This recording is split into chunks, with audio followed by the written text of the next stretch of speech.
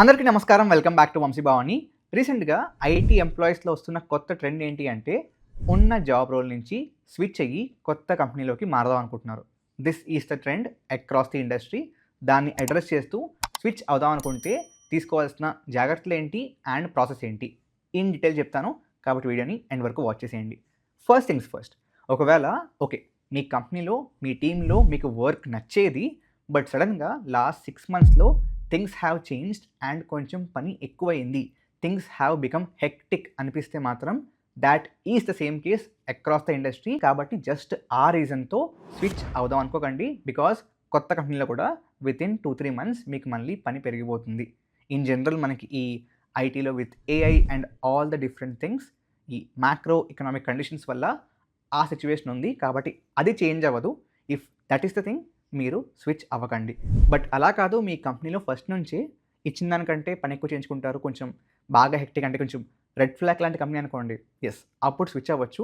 But నేను చెప్పేది ఇదివరకు బాగానే ఉండేది. ఒక 6 మంత్స్ నుంచి మారిందనుకుంటే మాత్రం ఆ టైప్ ఆఫ్ హెక్టిక్‌నెస్, ఆ type of increase in work ప్రతి చోట మొదలైంది. ఓకే. సో, దాంట్లో మీకు పెద్ద ఇంప్రూవ్‌మెంట్ ఏం రాదు. But if your company is like first నుంచి అంతే అనుకుంటే మాత్రం యెస్ స్విచ్ అయిపోండి. ఓకే.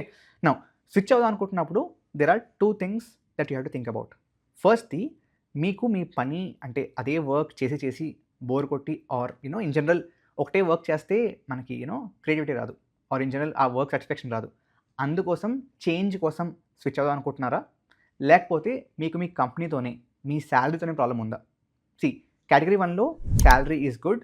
అంతా బానే ఉంది. కంపెనీ బానే ఉంది. బట్ ఆ టీమ్‌లో ఆ వర్క్ ఆర్ ఆ టీమ్‌లో ఇన్ జనరల్ ఆ కల్చర్ మారిపోయింది అనే ఫీలింగ్ ఉంటే మాత్రం ట్రై ఫర్ ఇంటర్నల్ మొబిలిటీ. అంటే మీ కంపెనీలోనే మిగతా టీమ్స్‌కి మీరు మారేందుకు ఆల్మోస్ట్ ప్రతి మంచి కంపెనీలో ఇంటర్నల్ మొబిలిటీ ఆప్షన్స్ ఉంటాయి. అందులో భాగంగా you can choose for a new team and obviously it will be similar role. అంటే if you are back end engineer here, search for a different back end engineer role in your company. అందులో భాగంగా మీకు మళ్ళీ difficult DSC క్వశ్చన్లు ఇవన్నీ ఉండవు. In general tech కన్వర్సేషన్లు ఉంటాయి. And దాని ద్వారా మీ క్రాఫ్ట్ అంతా బాగానే ఉందనుకుంటే they take in to the new team. And ఆ టెక్ డిస్కషన్స్ ద్వారా మీ క్రాఫ్ట్ అంతా బాగానే ఉందనుకుంటే they take in to the new team. That's actually better. మీకు శాలరీతో ప్రాబ్లం ఏం లేదు, రైట్? కంపెనీ బాగానే ఉంది. జస్ట్ టీమ్లో చేంజ్ కావాలి అనుకుంటే మాత్రం internal mobility is the go to option. లేదు శాలరీ కూడా తక్కువే ఆర్ కంపెనీయే మారిపోదాం అనుకుంటే మాత్రం yes start searching for new companies out side. Now ఈ కేటగిరీలో when you want to switch to a new company, మీరు కొన్ని విషయాల్ని బాగా గుర్తుపెట్టుకోవాలి. ఫస్ట్ ఏంటి అంటే, ఫర్ ఎగ్జాంపుల్ మీరు ప్రస్తుతానికి you are working in a service based company. Let's say, again పేర్లు చెప్పండి, మీకు తెలుసు కదా. లెట్స్ సే ఆ కంపెనీస్లో వర్క్ చేస్తున్నారు, రైట్? ఆ కంపెనీస్లో కొంచెం స్టెబిలిటీ ఎక్కువ ఉంటుంది when compare to startup product based companies. So ఈ విషయాన్ని బాగా గుర్తుపెట్టుకోండి. స్విచ్ అవుతున్నప్పుడు try to switch to a company which has more stability. See, ఒకవేళ మీకు ఆ రిస్క్ టేకింగ్ ఎబిలిటీ ఉంటే, మీరు పర్లేదు కొంచెం అటు ఇటు అయినా అని చెప్పి అనుకుంటే యెస్ స్విచ్ అవ్వచ్చు స్టార్టప్స్కి or not so famous or అంత స్టెబిలిటీ లేని కంపెనీస్కి వెళ్ళొచ్చు మీరు. But if you want be like స్టేబుల్గా ఉండాలనుకుంటే, which will be majority of you, ఆ కేసులో just because product based company వస్తుంది ఆర్ జస్ట్ బికాజ్ ఒక 20% హైక్ వచ్చిందని చెప్పి అనవసరంగా స్టేబుల్గా ఉన్న కంపెనీస్ నుంచి అన్‌స్టేబుల్ ఆర్ అసలు వాటికి నెక్స్ట్ 2 ఇయర్స్ తర్వాత ఫ్యూచర్ ఏంటో తెలీదు అటువంటి కంపెనీస్‌కి వెళ్ళకండి. That's my recommendation. See, because if you are switching, మీకు హైక్ వస్తది. బట్ ఆ హైక్ కోసం అనవసరంగా స్టెబిలిటీని పాటించుకోకండి. Okay, that's number 1. నంబర్ 2 ఏంటంటే, మీరు స్విచ్ అవుదాం అనుకుంటున్న ప్రతిసారి కూడా సిమిలర్ రోల్‌లోనే స్విచ్ అవ్వండి. అంటే నేను కొంతమందితో మాట్లాడుతున్నప్పుడు వాళ్ళు కరెంట్లీ టూల్ బేస్డ్ రోల్స్‌లో వర్క్ చేస్తున్నారు. అంటే సమ్ టూల్స్ వాడుకుంటూ దాని ద్వారా వాళ్ళు వర్క్ చేస్తున్నారు. వాళ్ళు సడెన్‌గా అన్న మేము ఈ ఫుల్ స్టాక్ కోర్స్ చేస్తాము, దాన్ని చేసి వేరే కంపెనీస్‌లో as a back end engineer switch అవుతాం అనుకుంటే, see that's not impossible. But currently ఉన్న సిట్యుయేషన్‌లో, కరెంట్లీ ఉన్న కాంపిటీషన్‌లో అది బాగా డిఫికల్ట్ అయిపోద్ది. టైం ఎక్కువ తీసుకుంటుంది and eventually you will lose your interest. కాబట్టి దాని బదులు ఏం చేస్తారంటే, instead of like switching to a new role, similar రోల్‌లోనే, అంటే if you are currently working in a tool based domain, అదే డొమైన్‌లో స్విచ్ అవ్వండి. అంటే డొమైన్‌ని చేంజ్ చేయకండి అంటున్నాను, రైట్? డొమైన్‌ని కావాలంటే సీ, ఎప్పుడు చెప్తూనే ఉంటాను నేను, డొమైన్ చేంజ్ కోసం the best way is internal mobility.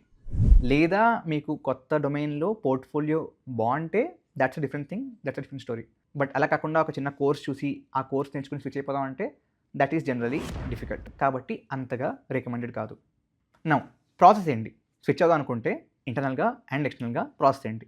ఇంటర్నల్‌గా అనుకోండి, just reach out to the HR whoever is like recruiting for that role. Reach out అయ్యి ఇది మీ బ్యాక్‌గ్రౌండ్ అని చెప్పండి. First they'll have a technical discussion. If that's all good they'll talk to your manager. ఆ discussions అయిపోయాక మీరు చాలా స్మూత్‌గా ట్రాన్సిషన్ అయిపోతారు. It's like very smooth. ప్రతి కంపెనీకి ఈ పాలసీలు వేరేగా ఉంటాయి. So you can check that. Now coming to external switches, మారదాం అని చెప్పి గట్టిగా ఫిక్స్ అయిన రోజే కంపెనీస్‌కి అప్లై చేయడం స్టార్ట్ చేసేయండి. Right? Don't waste time in that. Because similar రోలే కాబట్టి కొద్దిగా నేర్చుకోవాల్సి ఉంటే నేర్చుకోవచ్చు. బట్ అప్లై చేయడం డే 1 నుంచి స్టార్ట్ చేసేయండి. నౌ అప్లై చేస్తున్నప్పుడు మీ దగ్గర already stable or whatever job అయితే ఉంది కాబట్టి whenever you switching don't be in hurry. అంటే ఇట్స్ ఓకే టు లైక్ ఒక ఇంటర్వ్యూకి వెళ్ళారు, దాంట్లో సెలెక్ట్ అయ్యారు, అయినా సరే ఇంకొక రోల్కి అప్లై చేసి వేరే కంపెనీలో దానికి కూడా ఇంటర్వ్యూకి వెళ్ళడం తప్పేం లేదు. యూజువల్లీ స్విచ్ అవుతున్నప్పుడు people have 2-3 offers in hand. దానివల్ల లాభం ఏంటి అంటే యూ కెన్ నెగోషియేట్ బెటర్. అంటే మీ టేబుల్ మీద ఎక్కువ ఆఫర్స్ లేవనుకోండి, మీకు పెద్దగా ఆ సే ఉండదు. నేను ఎక్స్పెక్ట్ చేస్తున్న హైక్ ఎంత అనే సే మీకు ఉండదు. కాబట్టి as much as possible try for multiple offers.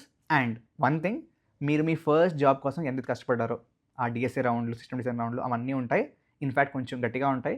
కాబట్టి స్విచ్ అవుతున్నప్పుడు మాత్రం కోర్ ఐటీ రోల్స్లో system design is a good or important round these days. So along with DSA system design కూడా బాగా ప్రిపేర్ అవ్వండి. These are the main things. One more thing, ఇంటర్నల్గా switch అవుదాం అనుకుంటున్నప్పుడు మీ కరెంట్ మేనేజర్కి చెప్పడం ఓకే. అంటే ఇలా ట్రై చేస్తానని చెప్పడం ఓకే. బట్ ఎక్స్టర్నల్గా ట్రై చేస్తున్నప్పుడు ఇంకా మీ చేతిలో ఆఫర్స్ లేనప్పుడు వెళ్ళి చెప్పేయండి గొప్పలాగా. ఓకే, అనవసరంగా మీకు మీ పర్ఫార్మెన్స్ రేటింగ్ మీద, ఇన్ జనరల్ మీకు నెక్స్ట్ హైక్స్ మీద ఇంపాక్ట్ ఉంటుంది. Make sense? So that's about it. But హరీలో స్విచ్ అవుదామని డెసిషన్ తీసుకోండి. Okay, thank you very much. జై హింద్, జై భారత్.